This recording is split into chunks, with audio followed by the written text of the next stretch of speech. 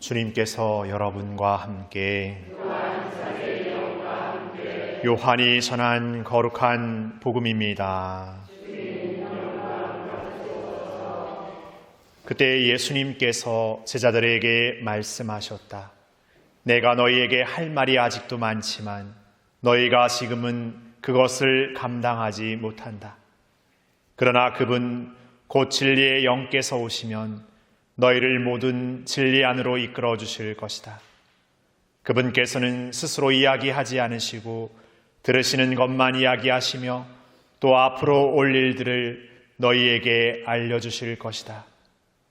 그분께서 나를 영광스럽게 하실 것이다.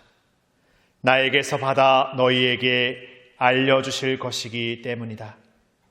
아버지께서 가지고 계신 것은 모두 나의 것이다. 그렇기 때문에 성령께서 나에게서 받아 너희에게 알려주실 것이라고 내가 말하였다.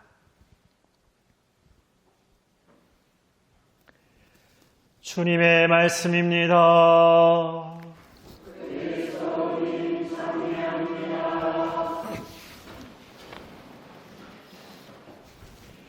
참 예수님,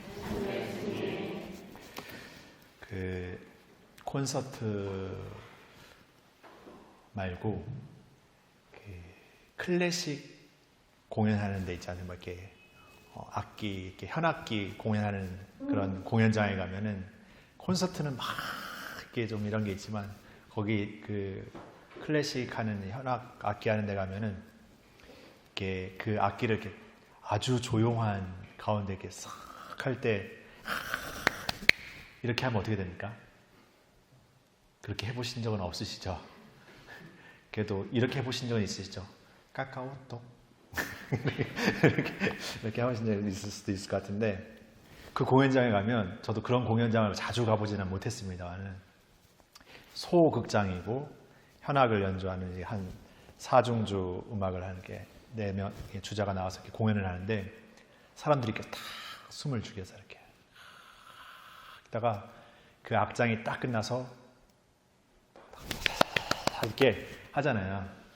그래서 그 공연을 보고 있으면 실질적으로 그 연주자가 이거 공연을 이렇게 하는 거지만 사실 그 객석에 있는 사람들도 연주를 하는 겁니다. 어떤 의미냐 하면은 그 집중이라는, 아무런 소리를 최대한 줄이면서 집중이라는 어떤 이렇게 그 조용한 음악을 연주하는 것이고, 또 한편으로는 반응이라는 뜨거운 악기를 연주하는, 조용한 악기와 뜨거운 악기를 이 객석에 있는 사람들도 연주하는 것이거든요. 그러니까 그 공연장의 공연이 잘 이루어지려면 연주자만 열심히 해서 되는 게 아니라 그 관객들이 거기에 맞게 침묵과 뜨거운 반응의 그 열정이 이렇게 함께 하모니 되는 거잖아요. 그러니까 어떻게 보면은 연주자만 연주하는 게 아니라 객석도 그 안에 연주를 이렇게 울려 퍼지게 하는 것 같습니다.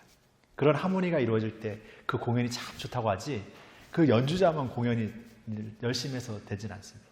그러니까 거기에는 이렇게 상호 어떤 이렇게 보완적이면서도 화합적인 어떤 게 있는 것 같아요. 뭐 이런 얘기를 말씀드리냐면, 우리가 미사를 이렇게 봉헌하고 있잖아요. 입당송을 이렇게 합니다.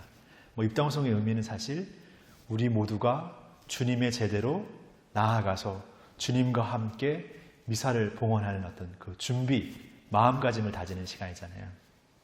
그런데 어떻게 보면은 우리가 입당성가를 부르고 입당의 기도를 이렇게 드리고 있으면 여기에 입장하는 예수님의 입장에서는 참 어떻게 보면은 되게 이렇게 가슴 뭉클하지 않을까 생각이 듭니다. 예전에 제가 교생 실습을 간 적이 있었는데, 중학교, 여학교 중학교였어요. 교생 실습을 가가지고 이제 수업 시간에 종이 딱 울리지 않습니까? 그러면 제가 들어가는 그 교실의 아이들이 노래를 부르기 시작합니다. 그러니까 이제 수업을 시작하기 위한 어떤 노래가 있어요. 뭐 이렇게 저쩌고 하는데, 그 노래가 너무 그 새들이 이렇게 조잘조잘 하는 것처럼 그게 이제 들어가는 제 마음을 아주 부풀어 오르게 막 이렇게 제가 만들어낸 작품은 아닙니다. 학교 그 원래 있는 선생님이 그렇게 하시더라고요. 그러니까 제가 교생 가서 할 때도 아이들 그렇게 노래를 부르는데 그 기분이 너무 좋았어요. 이렇게 딱 거기에 들어가면 물론 그 아이들의 마음에 아주 100% 내가 오늘 수업을 너무 잘 들어야지, 수업을 열심히 들어야지 이런 마음은 아닐 수는 있을 수 있겠지만 그 노래를 부르면서 뭔가 즐거워하고 또 거기에 이렇게 같이 합창을 하면서 그 표정을 보면 뭔가 그 마음 안에 내가 어쨌든 이 시간에 새로운 마음을 이렇게 열고 있다라는 게 느껴져요. 그런 것처럼 우리가 이 미사를 봉헌하고 있으면서 입당성가를 부르고 뭔가 이렇게 찬양의 어떤 노래를 이렇게 부를 때 예수님은 아마 우리에게 그런 마음이지 않을까 생각이 들어요. 그런데 우리가 지금 부활의 마지막 시기에 듣게 되는 어떤 여러 가지 이야기들을 들어보면 의심하는 거죠.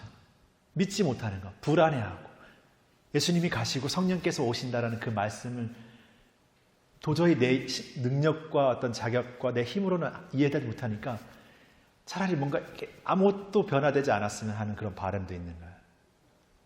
그런데 우리에게 가시고 우리에게 오시는 성령은 예수님과 분리된, 하느님과 분리된 분이 아니라 우리가 지금 신앙을 고백하든 그분의 성령이 그분의 영이신 분이 오시잖아요.